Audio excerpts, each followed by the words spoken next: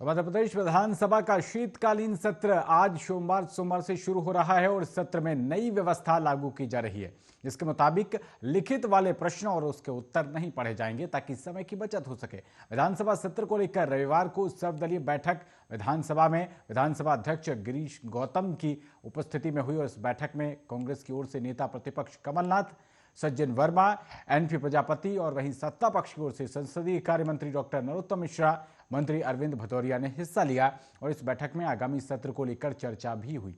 संसदीय कार्य मंत्री डॉक्टर मिश्रा ने बताया कि विधानसभा के शीतकालीन सत्र में जो सिलसिले को लेकर सर्वदलीय बैठक हुई है उसमें सकारात्मक चर्चा हुई और विधानसभा अध्यक्ष ने एक विषय रखा कि ऐसे प्रश्न और उत्तर जो लिखित में आते हैं उनको ना पढ़ा जाए।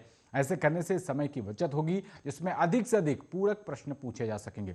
इस शीतकालीन सत्र में काफी गहमागहमी रहने के आसार बताए जा रहे हैं, क्योंकि ये सत्र किसान आंदोलन के खत्म होने और राज्य के 2 महानगरों इंदौर और भोपाल में पुलिस आयुक्त प्रणाली लागू होने के बाद हो रहा है। अब इस सत्र में खास समस्या पंचायत चुनाव में ओबीसी आरक्षण को निरस्त किए जाने के मुद्दे के चलते काफी गर्मागर्मी होने की संभावना है।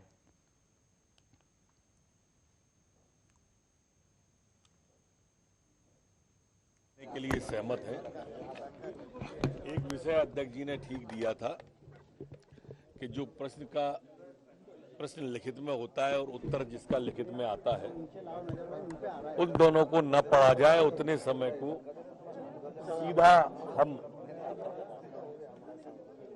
पूरक प्रश्न पूछकर कर समय की बचत कर सकते हैं और अधिक से अधिक क्वेश्चन आए। बुलेटिन में आगे बढ़ते हैं। केंद्र सरकार के कृषि कानून विरोधी आंदोलन का प्रमुख चेहरा रहे भारतीय किसान यूनियन के प्रवक्ता राकेश टिकैत छत्तीसगढ़ के प्रवास पर हैं और एक निजी कार्यक्रम में शामिल होने आए टिकैत ने कांग्रेस के स्थानीय नेताओं, किसान संगठनों के प्रतिनिधियों और सिख संगठनों से मुलाकात की। इस दौरान उन्होंने 2 टूक कहा कि सरकार जिन फसलों पर न्यूनतम समर्थन मूल्य घोषित करती है उसे लीगलाइज कर दे। बाद में दूध और सब्जियों की एमएसपी पर भी बात होती रहेगी। कांग्रेस विधायक कुलदीप जुनेजा के यहां पत्रकारों से चर्चा में राकेश टिकैत ने कहा कि दिल्ली का कार्यक्रम सफल रहा, यहां के लोगों का भी उसमें बड़ा सहयोग रहा। संयुक्त किसान मोर्चा में जो तय होता था उसके आधार पर रायपुर और छत्तीसगढ़ के अलग अलग जिलों में कार्यक्रम होते थे। टिकैत ने यह भी कहा कि अभी भी एमएसपी का एक बड़ा सवाल बचा हुआ है। मीडिया और सरकारों के जरिए यह बात जनता के बीच पहुंच गई है और अब आगे सरकार से बातचीत कर उसका समाधान निकालेंगे। उन्होंने कहा कि सरकार अभी जितनी फसलों के लिए एमएसपी घोषित करती है उसे ही लीगलाइज कर दे।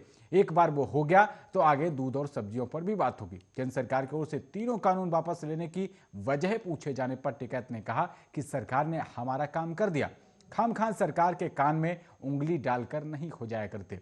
एमएसपी देने से कृषि उत्पादों की कीमतें बढ़ जाने के कुछ विशेषज्ञों के दावों से जुड़े सवाल पर राकेश टिकैत ने कहा कि ऐसे विशेषज्ञों को हम भी ढूंढ रहे हैं। ये कौन लोग हैं? हमें तो ऐसे एक भी विशेषज्ञ नहीं मिले। टिकैत ने कहा कि हमें एमएसपी दिलवा दो, सरकार को टैक्स भी ज्यादा मिलेगा, हम सरकार को यह गणित बता देंगे। उन्होंने कहा कि ऐसे ही विशेषज्ञ सरकार को गलत राय दे रहे हैं।